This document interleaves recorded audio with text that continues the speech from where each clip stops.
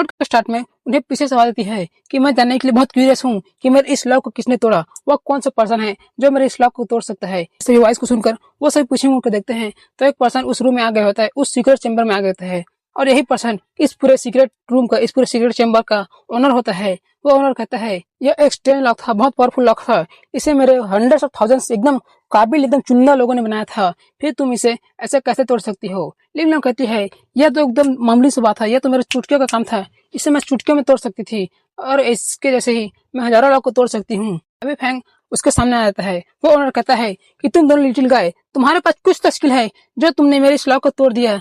तुम में से एक तो डिमन सेट की लीडर की डॉटर हो और तुम तो ताओ सेट के हेड के सन हो, और क्या तुम्हारे न्यू जनरेशन ने स्टार्ट कर दिया है एक साथ मिलकर काम करना, एक साथ मिलकर कुछ काम कर रहे हो। उन दोनों को यह कहकर वह एमसी और वाइफू की तरफ देखने लगता है और पूछता है तुम दोनों कौन हो। फैंग चिल्लाते हुए कहते हैं नॉनसेंस बातें करना बंद करो, तुम ऐसा घट्टे काम कर रहे हो, मैंने ऐसा सोचा भी नहीं होगा। हमारा ताऊ शेख एकदम राइटियस पाथ पे चलता है, वह सभी चीजें राइटियस करता है। मैंने कभी सपने में नहीं सोचा था, इमेजिन नहीं किया था कि तुम्हारा यह विला इतना इविल काम करता है कि वह जिंदा लोगों पर एक्सपेरिमेंट करता है। तुम्हारा यह पवेलियन तो जिंदा इंसानों पर अपने एलिजा टेस्ट करता है। मैं इन सभी चीजों को रिपेयर करूंगा मास्टर, और तुम्हें इन सभी के लिए रिलेट कराऊंगा कि तुमने इन सभी चीजों को क्यों किया, और इसे मैं अपने सेट में रिपोर्ट करूंगा।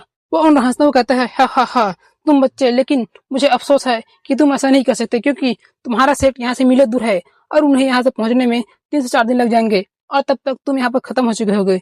मैं ऐसी स्टोरी क्रिएट करूंगा कि तुम दोनों को यहीं पर मारकर ऐसा दिखाऊंगा कि तुम दोनों के बीच में जंग चालू था, और इन सभी चीजों को देखकर तुम्हारे सेट के दोनों तरफ से वार स्टार्ट हो जाएगा, दोनों में ग्रेट कॉन्फ्लिक्ट स्टार्ट हो जाएगा, दोनों में बहुत बड़ा वार छिड़ जाएगा। एमसीयू से घूरते हुए कहता है क्या तुम इन सभी दोनों सेक्टरों में एक ग्रेट कॉन्फ्लिक्ट स्टार्ट करना चाहते हो। एमसी की बातें सुनकर वह ओनर हंसने लगता है हा हा हा, और कहता है कि सुप्रीम सेंट ने अपने इस पूरी लैंड को बहुत बड़ा ट्रबल से बाहर निकाला है और अपने पावर से इस पूरे लैंड को यूनिफाई कर दिया है, और इस लैंड में बहुत सारे रिफ्यूजी लाया है। हमने उन्हीं रिफ्यूजी का इस्तेमाल किया है इन सभी एलिक्सर को टेस्ट करने के लिए, और इन सभी रिफ्यूजी के बारे में सुप्रीम सेंट कभी पता नहीं लगा सकते। इसकी बातें सुनकर वाइफो अपने माइंड से एमसी को कहती है कि हम यहाँ पर सो रहे हैं कि यहाँ इस विला में, जिनजियान विला में बहुत सारे सीक्रेट है, बहुत बड़ा बियर सीक्रेट है जिसमें अभी भी थोड़ा सीक्रेट हमें पता चला है और इस सीक्रेट हमें आगे पता चलना बाकी है। एमसी से घूरने लगता है। तभी फैंग कहता है तुम कमीने बास्टर्ड, तुम ऐसा कैसे कर सकते हो।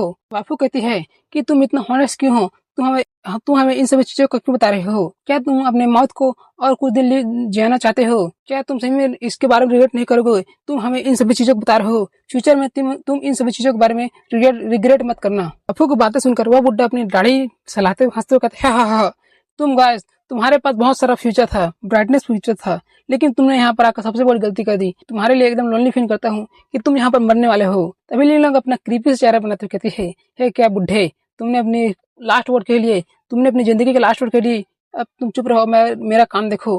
वह बुढ़ा हैरान हो जाता है।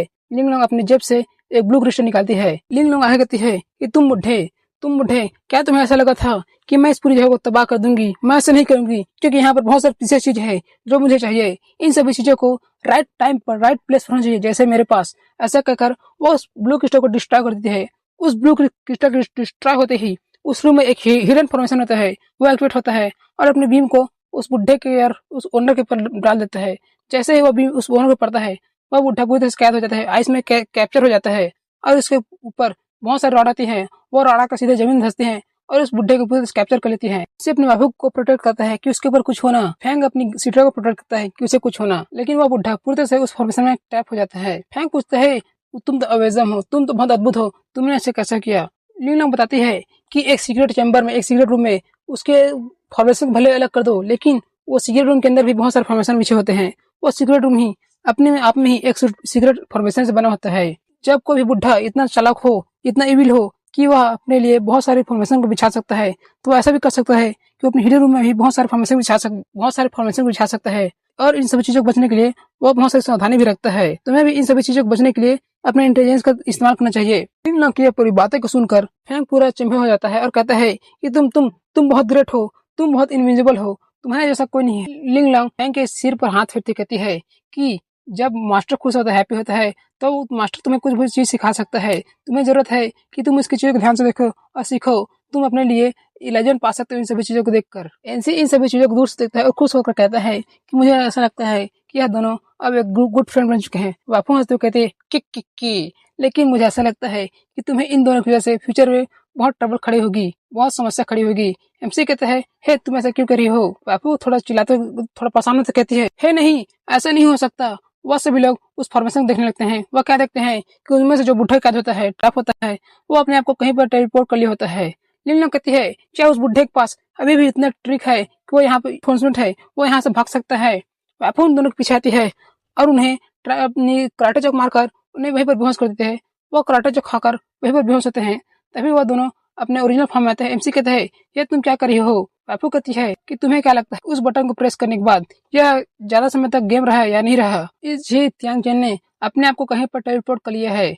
क्या तुम ऐसा कर सकते हो? क्या तुम इसे ट्रैक कर सकते हो? एमसी कहता है कि जब तक वहां पर टेलीपोर्टेशन सील है और उसके कुछ न कुछ ट्रेस यहाँ पर रहेंगे, उसके मैजिक के कुछ न कुछ ट्रेस यहाँ पर रहे होंगे, मैं उसे ट्रेस कर सकता हूँ वो अभी तक कहाँ होगा।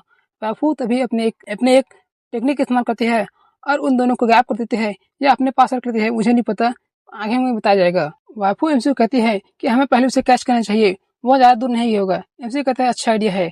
वो अपने डिवाइन आई से इस्तेमाल करता है और उस पूरी जगह को स्कैन करने लगता है और उसे उस जगह का पता चल जाता है। वो अपने वाइफू का हाथ पकड़ता है, चलो हम यहाँ चलते हैं, और अपनी टेलीपोर्टेशन टेक्निक इस्तेमाल करता है और अपनी वाइफू को लेकर वहां से पूरी तरह टेलीपोर्ट हो जाता है। बुढ़े के पीछे चले जाता है, वो वहां से पूरी तरह से गायब हो जाता है। 3 शिफ्ट होता है और वह दोनों उसी जगह टेलीपोर्ट होकर आगे होते हैं जहाँ पर वह बुढ़ा टेलीपोर्ट होकर आगे होता है। एमसी कहता है ये जगह डजन ऑफ माइल दूर है, उस तियांजलो विला के एकदम डीपेस्ट पार्ट में, यह इतनी गहराई में है, यह इतनी अंडरग्राउंड कि मुझे भी इस जगह का सीक्रेट प्लेस के बारे में पता नहीं था, यह तो बहुत सीक्रेट प्लेस है। एमसी अपने वाइफू को देखता है तो वाइफू पूरी तरह कांप रही होती है। एमसी कहता है, एमसी कुछ नहीं कहता, एमसी से देखता रहता है, फिर उसका हाथ पकड़ता है, हे तुम ठीक हो ना? वाइफू फिर कांप रही होती है। एमसी से फिर देखता है, फिर वह थोड़ा शांत होती है और कहते हैं ठीक है चलो चलते चलते बात करते हैं, मैं तुम्हें बताता हूँ चलते चलते। एमसी कहते हैं ठीक है। वह दोनों हाथ पकड़कर मियाँ बीवी की तरह, मतलब बॉयफ्रेंड गर्लफ्रेंड बॉयफ्रेंड की तरह हाथ पकड़कर चलने लगते हैं।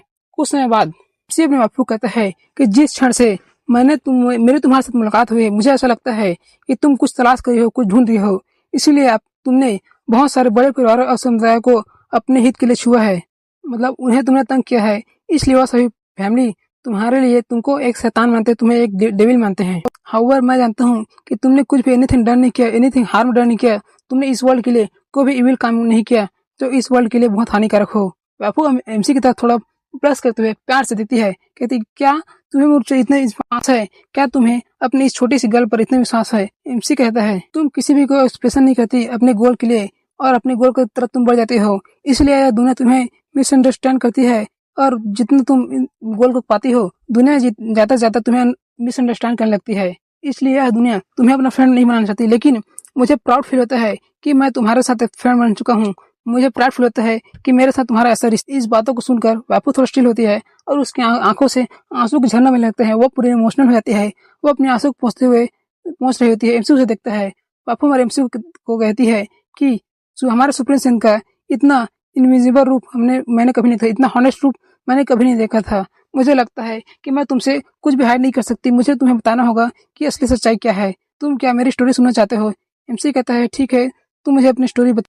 वाफू एमसी कहती है कि अगर मैं तुमसे कहूँ कि यह चीज हंड्रेड्स ऑफ ईयर्स पहले से चली आ रही है और परहैप्स यह 5 ग्रेट मोंग द्वारा प्रोटेक्ट किया जा रहा है, इनके कंट्रोल में है और यह इसे हिडन कर रहे हैं, बहुत समय से हिडन कर रहे हैं, बहुत समय से।